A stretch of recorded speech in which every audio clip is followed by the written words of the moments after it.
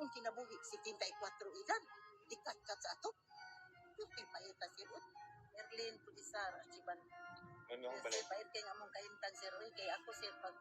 pag-ingon nilang Joy nga ma, gawas na ma, kaya ang tubig dito sa ubos, tagawak na. Naku, nabalik mo sa kwarto sir, nakamag ko sinina. Pagdasok ko sinina, pag-abli ko sa kwarto, tagaliog man dayon. Di, pag suot ko nga rin, sa pikas lang mong pultahan, kay kanaanan maning amo naalihan man ko sa lamesa sir, kay ang akong sulat sa kaldero ni Lamoy naman,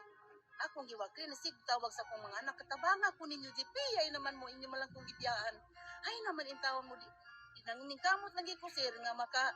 kuan ko kanang makalapang ko ani ni andapita ni gakos ko atong git nga nilang ili kana pagagos ana akong gihak mis ili tabang nga intawon ko ili kay wala ko'y kauban nga masad nga paningkamot og imo kay akong sapungan bata sa ni bang na tawo si Sakya paginahan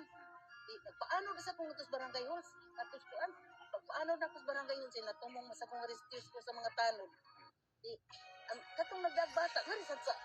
pisina sad sa kanang kapitan lisod naman mi sir kaya abot naman sa ring ang tubig diningon tong akong kauban na man nasunod akong agaw sa malaki manlatay ta day maningkamot kita day nga maabot sa atop sa barangay di mo to nilatay mi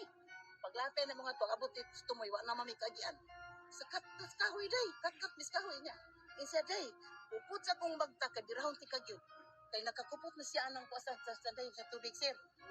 kupot kay birahon ti kagyo ulag gid yung birahon agi lang gid biyahe muto nga ningadto mi sa tumoy na nangakat mis kahoy pagkatungtong nang sa lubot na ko sa atop singgit ni kung sino sa singgit tabangin taon ni muto perti man kinakong kulugan na sir namungko na dito kay nalang amo ni Silvi Sundong namungko na dito